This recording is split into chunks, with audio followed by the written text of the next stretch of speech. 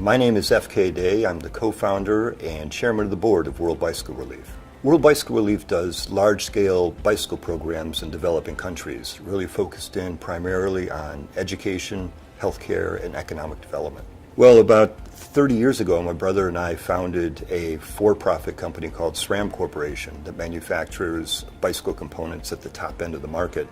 Then immediately following the Indian Ocean tsunami, we founded the not-for-profit World Bicycle Relief to deliver bikes into the hardest hit areas of the tsunami.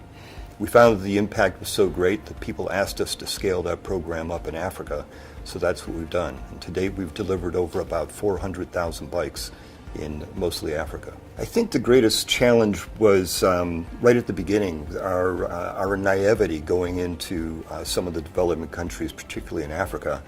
And what we found was that there was no bicycle infrastructure that we could build off of. And we had expected there to be some, but actually the bikes that were available were pieces of junk. So we really had to retool or redesign the entire supply chain to begin getting high quality bikes out into the field. When you make a mistake, sometimes it makes you a much better listener. So we went in very confident that we could use the existing supply chain of bikes, and when we found out we couldn't, it gave us pause and helped us become much better listeners to what do the end users needs, how do we meet those needs with technologically appropriate solutions. It was actually quite helpful. Well, I think one of the biggest one is that nobody really designs for the very bottom of the market. At least no one designs quality bicycle parts for the bottom of the market.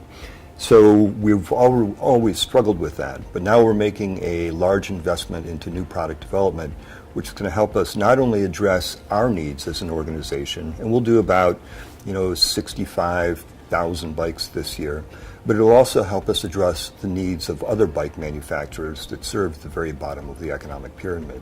Again, usually the poorest people, they just get served junk and they have no voice, but we're really giving voice to the bicycle needs of the poorest people. Right now, all of our bikes are single speed bikes because gears don't survive.